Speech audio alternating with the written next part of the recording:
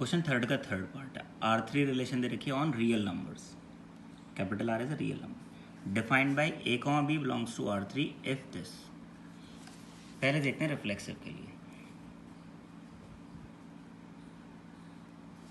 देखो रिफ्लेक्सिव के लिए तो हम a, a चेक करते हैं। जरा a और a पुट कर दो। a square minus 4 a into A plus 3a square. जरा चेक करो। a square minus 4a square plus 3a square कितना आ गया? 0 आ गया ना।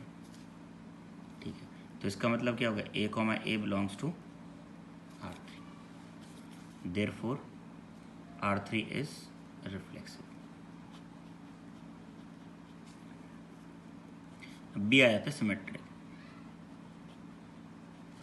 देखो इसमें ना एग्जाम्पल चूज करना इस तरह के कि ये कंडीशन सेटिस्फाई हो जाए बड़ा मुश्किल काम है। ठीक है, तो इसमें ना एग्जाम्पल भी चूज करने में दिक्कत आएगी।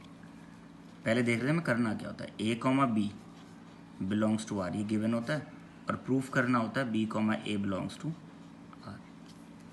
अगर a, b बिलोंग्स कर रहा है R3 को, तो इसका मतलब ये हुआ, डेफिनेशन लगाए भाई, a square minus 4ab plus 3b square, a square minus 4ab plus 3b square is 0। अब जरा चेक कर लेते हैं प्रूफ क्या करना है। देखो इस b की जगह तो क्या रखना पड़ेगा? a, यानी कि b square minus 4ba plus 3a square is equal to 0, ये प्रूफ करना है। यहाँ से ना एक काम करते हैं, b स्क्वायर बनाते हैं, बन गया। ठीक है, एक 4ab बनाते हैं, 4ba बन गया। ठीक है, प्लस 3a स्क्वायर बनाते हैं, ये 3a स्क्वायर भी बन गया। अब इसे इक्वल करने के लिए तो क्या होगा? माइनस 2a स्क्वायर करना पड़ेगा, आ गया। प्लस का क्या लिखना पड़ेगा? 2b square. अभी तक हम मैथमेटिकली करेक्ट हैं। ये वाली टर्म तो ये बन गई, ठीक है, लेकिन साथ में भी तो कुछ है ना। ये तो कभी 0 हो सकता है जब a और b बराबर हो, वरना तो 0 नहीं होगा। तो डज नॉट इम्प्लाइज,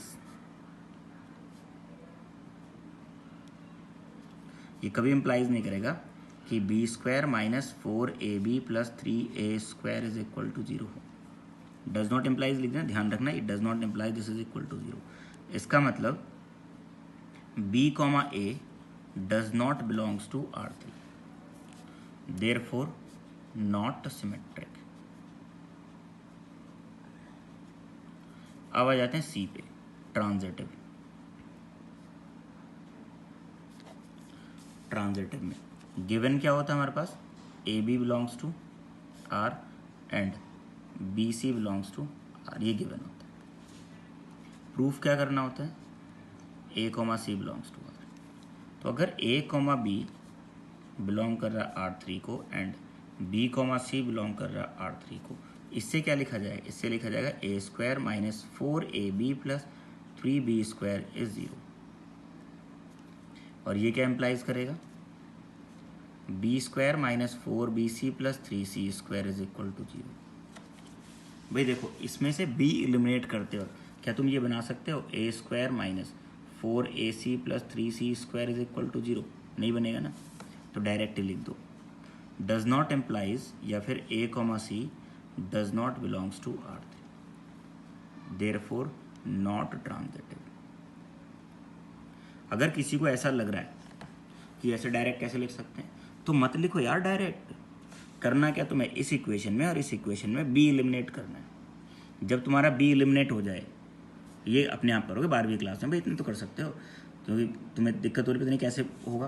तो b एलिमिनेट करो। अगर b एलिमिनेट हो जाए तुम्हारा, फिर चेक करना क्या ये इक्वेशन बन जाएगी, और जिसकी बन जाए मुझे भी दिखा दो।